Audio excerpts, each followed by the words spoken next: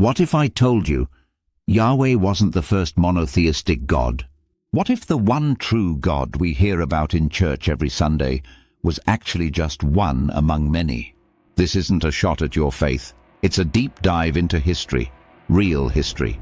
Today on Baldy's Thoughts, we're talking about the gods that came before Yahweh.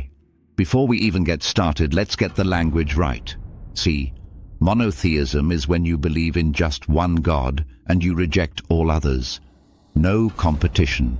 But henotheism, that's when you worship one main God, but you still believe the others exist. Now here's the thing. Most ancient cultures, including early Israel, weren't fully monotheistic at first. They were henotheistic. That includes Yahweh. So no, monotheism didn't start with the Hebrews. Let's take it back further. Let's talk about Aten. Yeah, the sun disk. Way back in ancient Egypt, before Moses, before Abraham, there was a pharaoh named Akhenaten. This man flipped the whole system.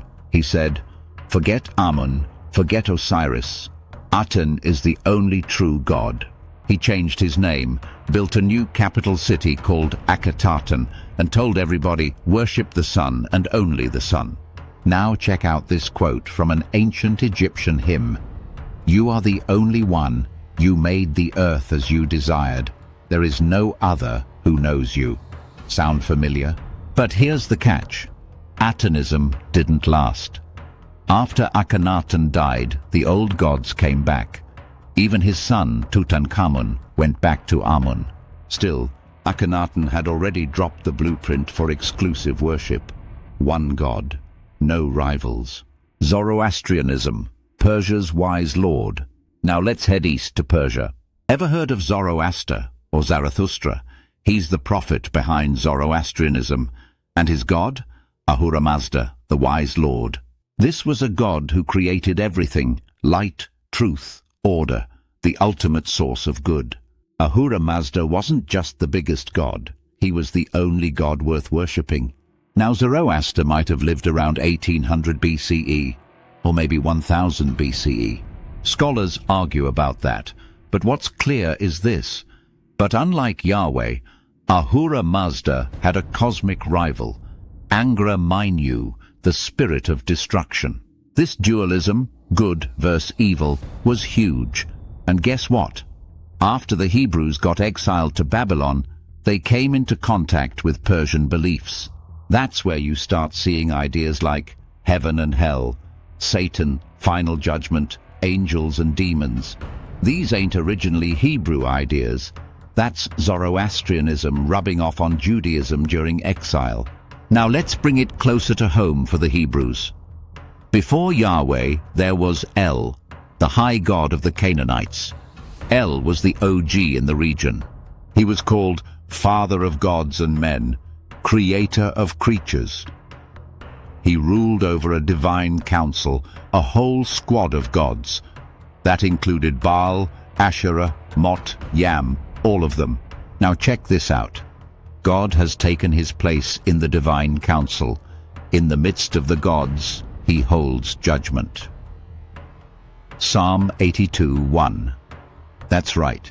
In your own Bible, Yahweh is sitting in a room full of gods. And in Deuteronomy 32:8-9, especially in the Dead Sea Scrolls version, it says El divided up the nations among the gods, and Yahweh got Israel. So even in Scripture, Yahweh starts off as one God among many, not the only one.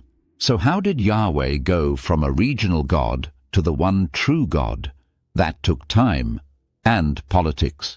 It was kings like Hezekiah and Josiah who started centralizing worship in Jerusalem. Josiah even discovered the book of Deuteronomy out of nowhere and launched full-on religious reforms. That's when Yahweh became exclusive. No more Asherah, no more Baal. Just Yahweh. One temple, one law, one God. But make no mistake, it wasn't just a spiritual move, it was political control. Religion was the glue holding a divided kingdom together. So, was Yahweh first? No. Let's break it down. Was Yahweh the first monotheistic God? No. Was he always the only God? Not even close. Yahweh started off as a Canaanite tribal deity. Over time, he absorbed traits from El, Baal, and others. He rose up through a mix of conquest, crisis, exile, and clever theology. But before him came Aten, the solitary sun god of Egypt, Ahura Mazda, the wise lord of Persia, and El, the father of the Canaanite gods. The convergence, not the beginning. What we see in the Bible is not the birth of monotheism. It's the convergence, a remix, a restructuring, a reclaiming of earlier truths shaped to fit a new agenda. And when you peel back the pages of history, the truth shines through like light through stained glass. The story of God is older than we think, and it didn't start with the Hebrews. So next time somebody tells you Yahweh was first, you'll know better. This has been Baldy's Thoughts. Like, share, subscribe, and keep questioning the roots.